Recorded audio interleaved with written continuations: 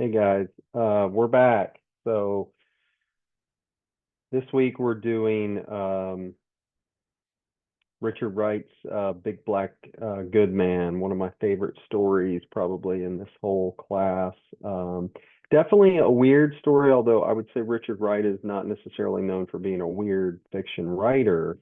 His stories do sometimes take on that kind of genre, some of the aspects of that. Richard Wright, famous African American writer. Uh, he's probably most famous for his novel Native Son, which, if you've not read, is excellent. I would highly recommend it. However, it deals with race in America in a very honest way, and it can be really upsetting for some people, so I will caution you about that. But it's excellent. It really deals with America's history with racism and slavery, and tries to do it in a straightforward way that I think anybody can understand and empathize with his main character, his protagonist in that novel. He wrote a lot about race, partly because he was trying to understand. He was actually married twice. Some interesting things about this guy. He's African American. He was married twice, both times to white women. So he didn't have this segregated view of human beings that I think would have been much more common in the 40s, 50s, and 60s. He was also a member of the Communist Party initially, but then he ended up leaving that later on because he realized what a disaster that was going to turn out to be. It was just trading one form of top-down organization for another. So he just realized that they weren't really for the little guy. Like, there's a lot of these political organizations end up being about money and power. And so he left that because he was more concerned. They were trying to control what he was writing, and he didn't want to be controlled. He wanted to tell the truth about things like race, right? And try to portray them honestly. This story, I think, is one of his best examples of that, where he has this story set in Copenhagen in Denmark, which is, setting it outside of the United States, which allows him to do a lot more with the characters and play around with race relations a little bit more. Definitely weird though, and I think part of the weirdness from it comes from Olaf.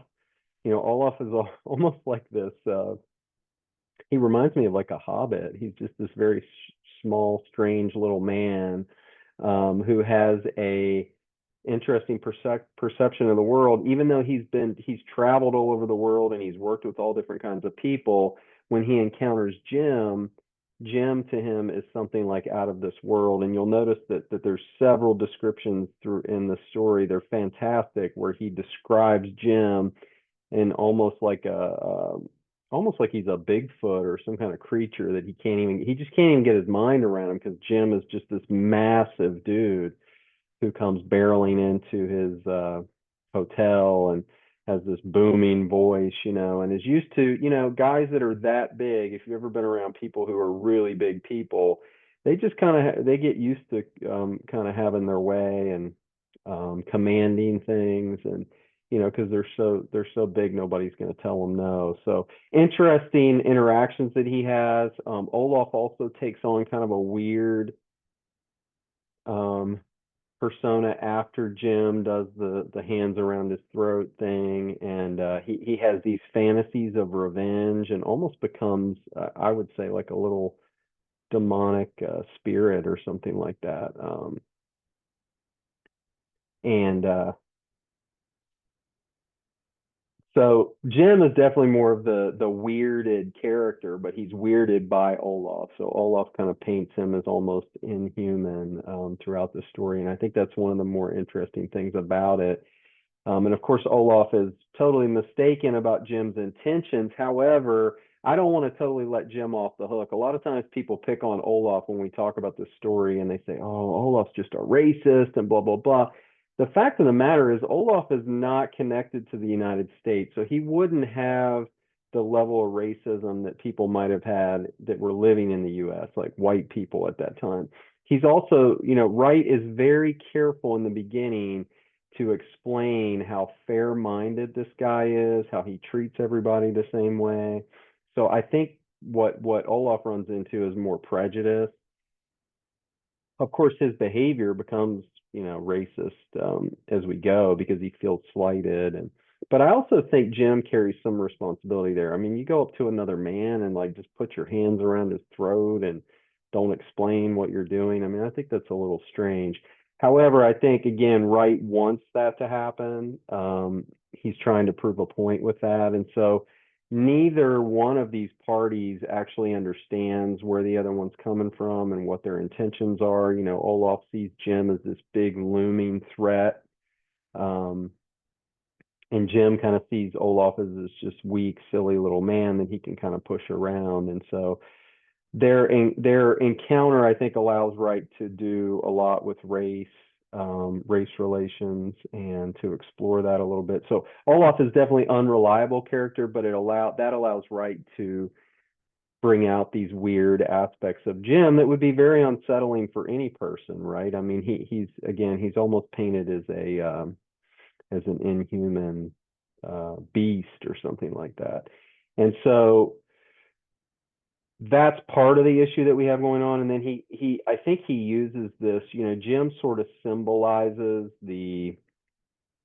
I think the black civil rights movement that was going on at this time, and maybe that a lot of whites in the United States kind of saw it as this massive thing that they couldn't control and they didn't know what to do with, and they were scared of it, right? And I think Wright is trying to explain that, right, to people, and explain that, you'll notice that a lot of Olaf's